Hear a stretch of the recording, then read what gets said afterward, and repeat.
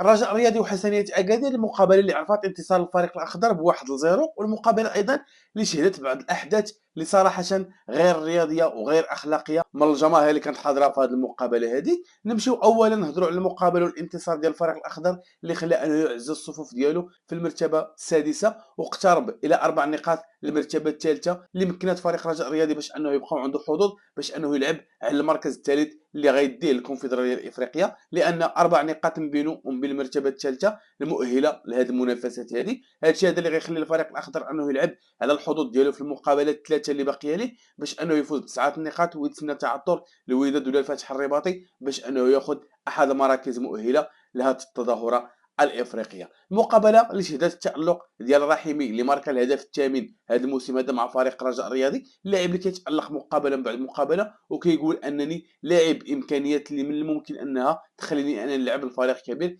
كفريق الرجاء الرياضي، وكيماركي وكيدير اداء اللي لا باس به. لكن الا خدم على راسو وطور من الامكانيات ديالو كونوا اكيدين ان هذا اللاعب هذا غيكون عنده مستقبل كيشبه المستقبل ديال الاخ ديالو، لان نفس البدايات تقريبا ديال رحيمي الاولى هي اللي كنشوفوها اليوم معاه، ونتمنوا انه يطور راسو كما طوروا سفيان رحيمي والان اللاعب اللي كيلعب مع المنتخب الوطني الكبير. نشوفوا لما لا رحيمي ايضا لاعب ديال المنتخب ان شاء الله مستقبلا الى طور من الامكانيات والمهارات ديالو وانه يخدم على راسو. المقابله اللي عرفت مقاطعه ديال جماهير فريق الرجاء الرياضي لهذه المقابله هذه احتجاجا على الاداره وايضا سوء النتائج وسوء التسيير اللي فيه الفريق الاخضر، وهذا الشيء هذا اللي كنحترمه انا لان فريق وجماهير كبيره كجمهور فريق الرجاء الرياضي يستحق رئيس اللي كبير، يستحق مكتب اللي يكون كبير بزاف على المكتب الحالي اللي فيه فريق الرجاء الرياضي، يستحق فريق اللي يكون فريق بامكانيات كبيره ولاعبين كبار، لان بحال الجماهير هذه خصها لاعبين اللي تكون كتوازي القيمه وايضا التاريخ ديال الفريق والتاريخ ديال جمهور فريق الرجاء الرياضي.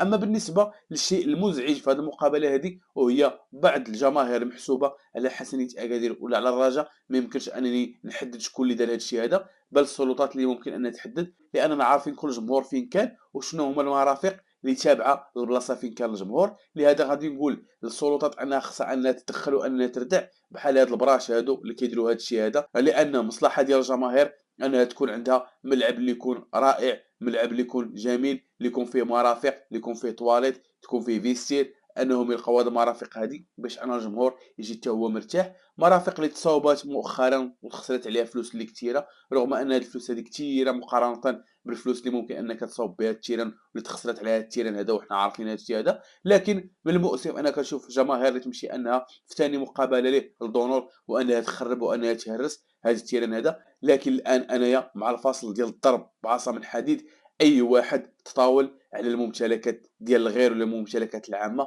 وهرس شي حاجه خصو انه يتعاقب اشد عقاب، وما غاديش نبقاو نتباكاو ونتشاكاو ونبقاو نديروا لافتات نقولوا ان الجماهير تظلمات ولا تحقرات. كاينين الكاميرات، كاينين الادله اللي تشد في الكاميرا كيدير شي عمل صبياني ولا شي تبرهيش ولا شي كسر ديال شي حاجه خصو انه يتعاقب اشد العقاب، لاننا ما بغيناش نشوفوا بحال هذا النوع هذا النوع اللي عدواني في المجتمع ديالنا اللي غيخسر الابناء وغيخسر الاجيال الاخرى. اللي تشد كيدير شي حاجه خصو انه يتعاقب، وبارك ما نبقاو اننا ندافعوا على المجرمين، لان المجرم بلاصتو السجن ماشي بلاصتو بين الجماهير وماشي بلاصتو التيران، لان هذاك بلاصتو بلاصه واحده اخرى. لان التيران ديال الناس اللي ديسيبليني ديال الجماهير، ملي كتشوف جماهير ديال ليفربول مع جماهير ديال مان يونايتد واحد جالس حدا واحد، ولا برشلونه ضد فريق اخر واحد حدا واحد، كيبين لك ان الناس ترقاو بزاف في العقليه. وهذا الشيء اللي بغينا نشوفه في المغرب، بغينا نشوفوا الاحترام، بغينا نشوفوا جماهير اللي كتحترم بعضياتها، بغينا نشوفوا جماهير اللي كتمشي كتشجع الفريق ديالها لا غير ذلك، ماشي انه يمشي انه يضرب واحد الزميل ديالو ولا انه يخسر واحد من الجماهير الخصم